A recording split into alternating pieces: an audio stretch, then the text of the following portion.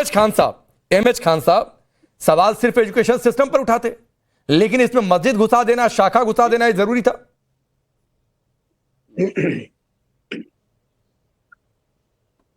नहीं, राकेश जी, मैं आज आपका बहुत हृदय से आभार प्रकट करता हूं कि जो आपने इंट्रोडक्टरी भाषण दिया वो एकदम सटीक था, बहुत सही था।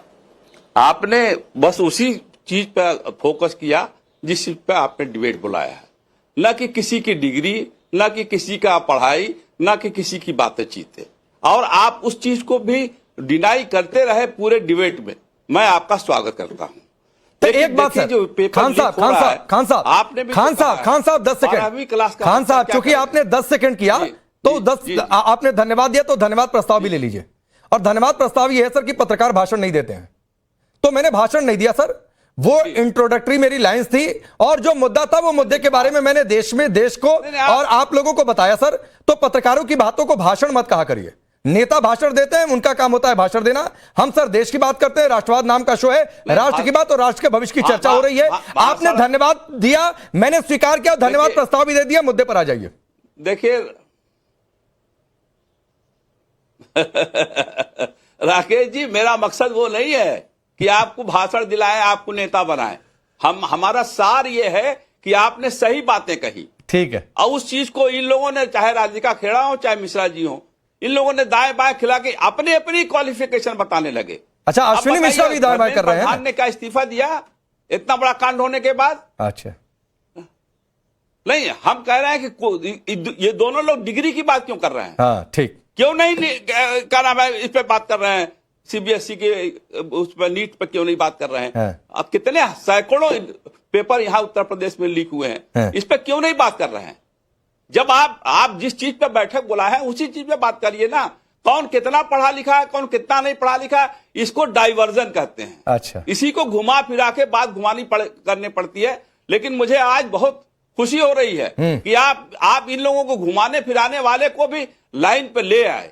और ये जरूरी है कि आज इसी पे चर्चा हो कि क्या धर्मेंद्र प्रधान ने क्या एक्शन लिया, धर्मेंद्र प्रधान को इस्तीफा क्यों नहीं दिलाया गया, धर्मेंद्र प्रधान क्यों बैठे हुए हैं। आज 11 से 12 साल हो रहे हैं भारतीय जनता पार्टी की सरकार को, हर वक्त पेपर लीक, हर वक्त घोटाला, हर वक्त क्या नाम, कमीशन खोरी, यही चलता आ रहा है। अभी आज आपको होश आया, इतने साल के बाद आपको होश आया कि हम इसको ठीक कर देंगे। कैसे ठीक कर देंगे आप बिल्कुल नहीं ठीक कर सकते हैं। नहीं, कैसे ठीक कर देंगे ये तो बात की बात है ना खान साहब। लेकिन आप भी मेरा सवाल स्किप कर गए। मैंने आपसे ये सवाल किया कि छात्रों के भविष्य पर कोई सवाल उठाए, वो तो ठीक है भाई, उनकी चिंता करिए, लेकिन उसमें शाखा और मस्जिद की बात लाना क्या ठीक है?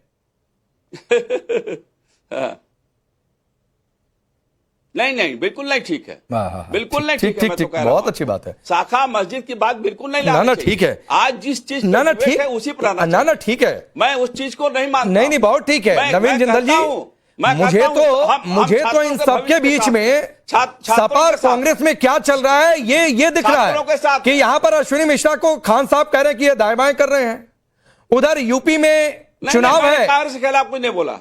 नहीं, मैंने ये सब नहीं कहा है। अरे फिर वही बात है नवीन जिंदल, मैंने ये सब नहीं कहा भाई। राकेश जी, हमने ये सब नहीं कहा। पार्टी को डिफेंसिव कर दिया। मैंने सिर्फ ये कहा कि छात्रों को, सबको मालूम है कि ये तो आज जो कहते हैं वो कल उसके लिए पलटते हैं। मैं उसकी बात नहीं करना चाहूंगा, लेकिन समस्या इस बात की है कि हर विषय पे, ये विषय बड़ा गंभीर है, इस पे आप कई बार डिबेट कर चुके। इस पर डिबेट करते करते आपने सरकार को भी, प्रशासन को भी, शासन को भी और सिस्टम को, तीनों के बारे में आपने बहुत सारी चर्चाएं की। अगर विपक्ष उसको मान ले तो ठीक होना चाहिए। मैं आज भी अच्छे से कहता हूं कि दोषी जितने अधिकारी, उन पर तुरंत कार्रवाई होनी चाहिए, चाहे वो नीट में हो, चाहे वो सीबीएसई में। बच्चों के, छात्रों के भविष्य से खिलवाड़ नहीं होना चाहिए। 2012 में जिस सिस्टम को, ओएसएम को यूपी की सरकार में लागू किया गया था, 2014 में मोदी जी की जब सरकार आई तो स्मृति ईरानी जी ने उसको रद्द कर दिया था। उसको 12 साल बाद किन अधिकारियों ने उसको लागू किया, इस पर जांच करके तुरंत उनको गिरफ्तार करना चाहिए, क्योंकि लाखों बच्चों के भविष्य से जुड़ा हुआ। लेकिन महत्वपूर्ण बात यह है जो जिस पे आप बार बार इनको इंगित कर रहे हैं, जिस पे कोई बोलने को तैयार नहीं है, क्या अब ये कहेंगे कि जो पढ़ने से बच गए, जो नहीं पढ़े, अनपढ़, वो शाखा में है, इंजीनियर, पीएचडी, डॉक्टर, पोल लड़के में शाखा में प्रचारक है, संघ के प्रचारक है जो समाज की सेवा कर रहे हैं, राष्ट्र को बांधने का काम कर रहे हैं, और आप कहते हैं शाखा के अंदर अनपढ़ लोग जाएंगे। और उसके बाद जाहिल पढ़ने की बात ये कहते हैं कि जो लोग नहीं पढ़ेंगे या जिनको आप रोक रहे हो वो उनकी मस्जिदों के सामने, यानी पवन बखेड़ा खेड़ा जो भी नाम है उसका, नहीं नाम क्यों बिगाड़ना? नहीं नवीन जिंदल जी, एक तो नाम मत बिगाड़िए भाई, किसी का भी नाम मत बिगाड़िए किसको क्या बिगाड़ूंगा बिगड़े हुए को राकेश जी। नहीं प्लीज नाम नहीं किसी के सामने जाकर के वो संघ नगाड़े बजाएंगे, ये क्या भाषा है? आप किसको लोगों को उद्वेलित कर रहे हो? आप किस प्रकार के लोगों को प्रवोक कर रहे हो? आप इस देश के अंदर हिंदू मुस्लिम कराना चाहते हो? आप छात्रों के अंदर भी हिंदू मुस्लिम बांटना चाहते हो? सेना में बांटना चाहते थे ये लोग, अब छात्रों में बांटना चाहते हैं। इस देश का भविष्य, इनको अगर अपोजिशन को स्ट्रॉन्ग तरीके से बात करनी चाहिए तो कहते हैं अधिकारियों को इस्तीफा मांगा, अधिकारी को अरेस्ट करें, अधिकारियों को अरेस्ट करो, जो लोग इसके दोषी उनको सजा मिले, चाहे कोई भी हो। ठीक है, मंत्री से लेके संतरी से लेके कोई भी आदमी हो, उसके बारे में बात करो। आप छात्रों को भड़का रहे हो। ठीक है, एक और मेहमान जुड़ चुके हैं, मैं जरा उनको इंट्रोड्यूस करता हूं, फिर आता हूं खान साहब, क्योंकि आज इस प्लेटफॉर्म पर अगर कोई टीचर है तो उसको जगह पहले मिलनी चाहिए। अभिनव शर्मा हमारे साथ जुड़ चुके हैं, जरा उनको भी स्क्रीन पर लाइए। बहुत बहुत स्वागत है अभिनव जी आपका टाइम्स नाउ नवभारत पर। Thank you. ये पोर्टल अभी तक मेंटेनेंस ही दिखा रही है, अभी तक लाइव नहीं हुई है सीबीएसई वाली री इवेल्युएशन पोर्टल, ये अभी तक मैंने स्क्रीन पर रखा हुआ है। कितनी बड़ी चिंता, कितनी बड़ी समस्या छात्रों के सामने, कितनी बड़ी समस्या, क्योंकि आगे जेईई है, उसकी काउंसलिंग है, अलग अलग यूनिवर्सिटीज कॉलेजेस में एडमिशन की बातचीत होती है। अभिनव, मैं वही कह रहा हूं कि जिस दौर में हम डिजिटल इंडिया की बात कर रहे हैं, विश्वगुरु बनने की बात कर रहे हैं, विकसित भारत बनाने की बात कर रहे हैं, वहां हमारा सिस्टम अंडर मेंटेनेंस है। ये कुछ वैसा याद दिलाता है जैसे एसबीआई में जब जाते थे तो वो कुछ भी होता था एक ही बहाना करते थे, सर्वर इशू। आज आपने देखा होगा कि सीयूईटी के एग्जाम में इन्होंने कह दिया टेक्निकल ग्लिच, सीबीएसई में आ रहा है अंडर मेंटेनेंस। यानी आपने पूरे सिस्टम को कैसा बना दिया है, अंडर मेंटेनेंस, टेक्निकल ग्लिच, जिसका कोई टाइप नहीं है। और हम बात कर रहे हैं कि हम डिजिटल इंडिया में हैं। सरकार डिजिटल इंडिया नारों में दिखाती है, पीआर पे खर्च करती है, और वहां हमारा सिस्टम सीबीएसई जो कि बेसिक एजुकेशन के लिए जिम्मेदार था, उसकी ये हालत है। और मतलब इससे ज्यादा दुख की बात और कोई नहीं हो सकती, इससे ज्यादा दुर्भाग्य की बात कोई और नहीं हो सकती। अभिनव, आपके हिसाब से गड़बड़ी कहां हुई? गड़बड़ी मेरे हिसाब से मनसा में है और प्राथमिकता में है, कि हमारी सरकार की प्राथमिकता में शिक्षा नहीं है। सोचिए, हमारा शिक्षा मंत्री अगर चुनाव जिताने की जिम्मेदारी लेता रहेगा तो शिक्षा की जिम्मेदारी कौन लेगा? हमारे शिक्षा मंत्री को नीट का पेपर लीक रोकने के लिए रक्षा मंत्री, एविएशन मिनिस्टर से मीटिंग करने के लिए वायुसेना का सहारा लेना पड़ेगा। तो शिक्षा मंत्री क्या कर रहा है?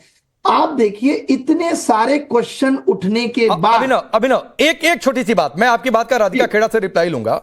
आप तो टीचर हैं, देश दुनिया में कैसा सिस्टम चल रहा है आपको पता भी होगा। चीन में एक परीक्षा होती है, गाओकाओ नाम है उस परीक्षा का। उस परीक्षा का सिस्टम क्या वहां पर फोर्स इस्तेमाल नहीं होती है?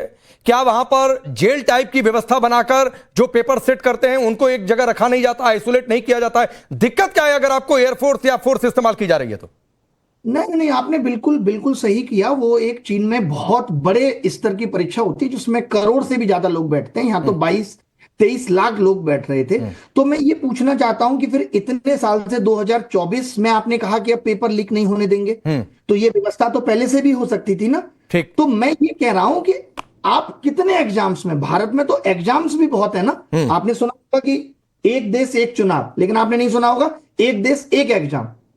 सिस्टम में तो है नहीं। अब कल को जेईई का पेपर होगा तब आप वायुसेना का इस्तेमाल कर लेंगे। चीन में कोई एक बड़ा एग्जाम हो रहा है तो बात, यहां तो 10 साल में 89 पेपर लीक हो गए। 89 पेपर्स में अगर सिर्फ वायुसेना और आर्मी का इस्तेमाल करेंगे तो देश की रक्षा कौन करेगा साहब?